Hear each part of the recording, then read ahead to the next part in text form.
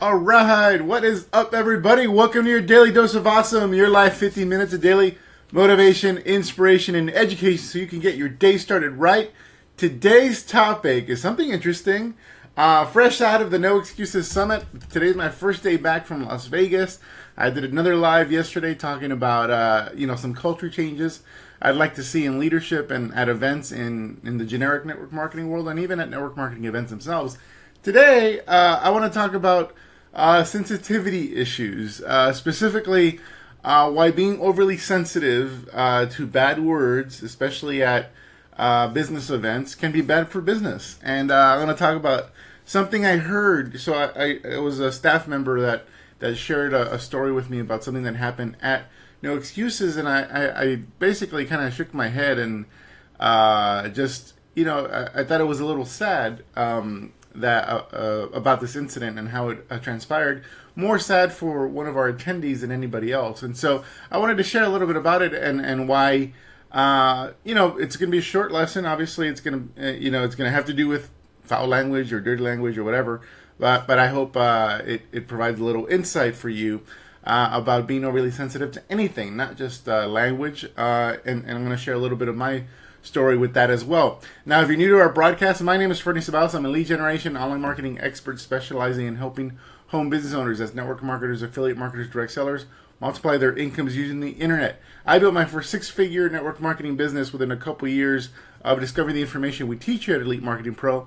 And over the past 10 years, I've been responsible for over now $14 million in gross income into my home businesses, and have helped our clients produce hundreds of millions of dollars more collectively in their incomes as well. So what we do and teach works, has been effective for at least over the past 10 years. And primarily what we do is we help network marketers and direct sellers build their businesses using the internet through a variety of different channels and strategies and mediums like social media. So if you'd like to know more about that, I highly recommend if someone shared this video with you, click on the link in the description that they put there, or simply go to elitemarketingpro.com to get more information, specifically on our attraction marketing online recruiting course and also on our social media recruiting guide. So those would be very helpful for you. So let me see if we are live here. Specifically, what is up, everybody? What's up, Billy? Let me see. Billy's already commenting on what my topic here. So I want to share a story. And so this was relayed to me by one of our staff members. I don't know who it actually pertains to, so I don't know the identity of the person. That's the kind of like the focus of the story. But so I hope if they're watching, they take this with a grain of salt and try not to get too offended if it's about them. But again, I'm not calling anyone out specifically as it relates to this. So let's talk about bad words. So the story is that one of our speakers, actually, basically the person in the room, the network marketer in the room, that's earning more than just about anybody that I know of in the industry right now. So Angel Fletcher and Ryan Higgins are on stage.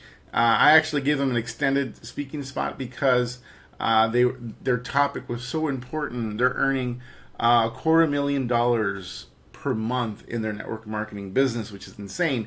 And they've built their business almost entirely online using the methodology of Facebook groups. And so as they're speaking, and both Ryan and Angel are very direct and don't mince words, and they're pretty they're just regular people that have extraordinary success, and they're extremely confident, and they used a few bad words, a few curse words, a big deal. So what happened was one of our attendees, I guess, was listening, and I think my brother was nearby, and as he was listening to Angel, and she just shook her head, and she's like, "I'm ashamed to be a woman," and then just kind of basically made a comment about her language using the S word and other stuff, whatever, and then stormed out and left the room. And my brother's just like, "What's going on? What happened?" And if you guys can share with me right now, who gets hurt in that situation? Does the speaker, does No Excuses get hurt, or does the person that left get hurt when that person walks out? When somebody on stage is sharing how they've built the quarter million dollar monthly business. I mean, who's getting hurt in that scenario? And obviously, the answer is the attendee. The attendee that left is the one that's harming her business more than anybody else, because of I think it's an oversensitivity of what we think is right or wrong, or what we think is appropriate, inappropriate. And let me know. Shoot me a comment right now in the comment section. Any other thought leaders, business leaders, whom people can have learn a lot from, who also have been known to use some dirty words while they're speaking or at events or even in public or private conversation. Share with me what it is. A few of the speakers' names. Just shoot them out. The names. And so, because my point is, what happened here is this lady, who I'm sure is a really nice lady and just has some really strict values, basically compromised her education for the sake of what she thought was appropriate, inappropriate on stage. Now, nothing really bad was happening on stage. Someone was just, being real and using language they normally would use, with each other or with other adult friends. And it wasn't even that over the top. It was just a sensitivity issue. Now, and so the bottom line is, this lady is allowing her perception of what's right and wrong to get in the way of basically learning from somebody who's making $250,000 in her business, and along with her partner. And so, it goes without saying that oversensitivity. Now, it's obviously some things are not appropriate in a business setting, but let's get real. People, adults, politicians, business owners, thought leaders, they curse. They curse in public. They curse in private. That's just part of the deal, and it's going to be very difficult in order to progress in your business if you have this sensitivity towards foul language. Because guess what? I've been known to use a few curse words. I cursed a few times on stage.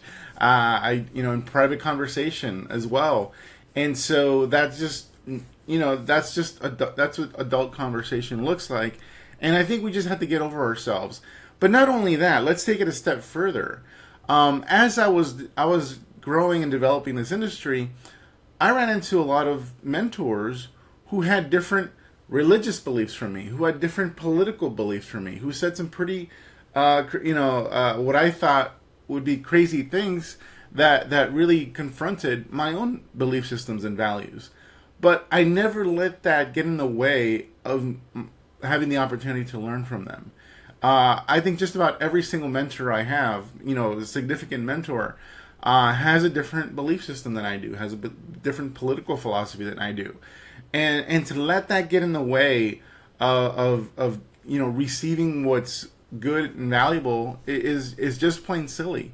I don't mind if somebody decides to join a network marketing company that has a certain direction from a religious standpoint. It's just not something I would do, because I think in a way I am filtering myself away from other people who may not share that religious beliefs or political beliefs or whatever that can directly help me in my business. We're a diverse community here at Elite Marketing Pro, and we're of a diverse community in general in the network marketing and direct selling industry. So why would you filter yourself from receiving value from truly exceptional and talented people because you don't want to hear a few dirty words? So, I want to hear from you guys right now on what it is. What are your thoughts on this stuff? So let me see. Someone names of people, thought leaders, who have been known to use a few dirty words. So Gary Vee, of course, I expected that one. Tony Robbins. Let me see. Alan Sugar. I do not know who that Alan Sugar is. So from The Apprentice, I guess. So Gary Vee. Is that Gary Vee the only the only one? I mean, think of politicians that have been caught on tape using the F word, dropping an F bomb. Think of I'm sure Tim Ferriss. I think I've heard him drop the F bomb. I've definitely heard Tim Irway and Mike Dillard curse at times, and so really it's just plain silly. I think what my point here is it's important to kind of check you're feeling your self righteousness at the door when you're going into any type of business setting. Obviously, if somebody does something that's inappropriate or illegal, then that's something different. But cursing, and that's protected under free speech. Come with an open mind, and take the things you can take and leave the things you can't. If you don't like the way someone speaks, or what religious beliefs they have, or political beliefs they share, that's fine. You don't have to walk out of the room, or you don't have to turn off the webinar. You don't have to shut your computer down. You can just continue to listen to see what other value, because what essentially people are saying when they kind of write somebody off based on something that they say that they construe offensive, is that person, because that person curses, they have no value for me, or because that person has a certain political philosophy, they have no value to me. And that's just plain silly.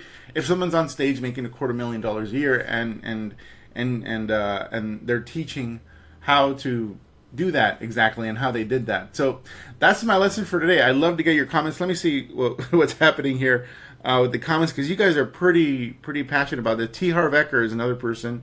Trump and Clinton both curse. That's a great point. Let me see. I love your point that we are robbing ourselves of the opportunity to learn by judging and filtering somebody as unable to help us because we can't hear their language or stay calm. Exactly. We're infuriated. We allow our emotions get in the way of sound judgment. I appreciate that Tim Ray said it like it was at NES. Good, bad, and ugly with a few curse words shows he's real. He's a real person. He's passionate. Sometimes that's why we kind of use some of that language. And a right to judge others who choose language different from me. Absolutely. Mike said, I was just going to say Tim Ray.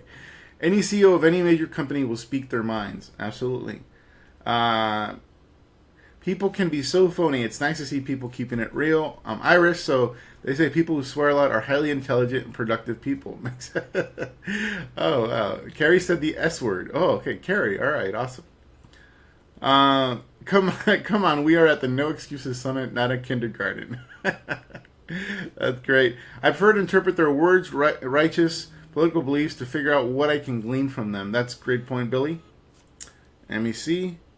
And of course, to grow is to be open to things that are out of your comfort zone, or because somebody's living in sin, not married to the person living with, you shouldn't listen to them. Nothing wrong with cursing consciousness on how we speak.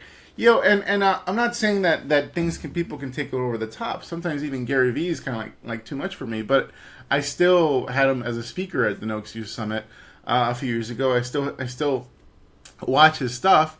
I wouldn't personally. I don't take it to that level. But the point is, you got to listen to people who have value to offer you, regardless of what personal judgments you have about their lifestyle, their beliefs, their language, their religion, or whatever it is. So that's it for today, guys. That's my quick daily dose of awesome.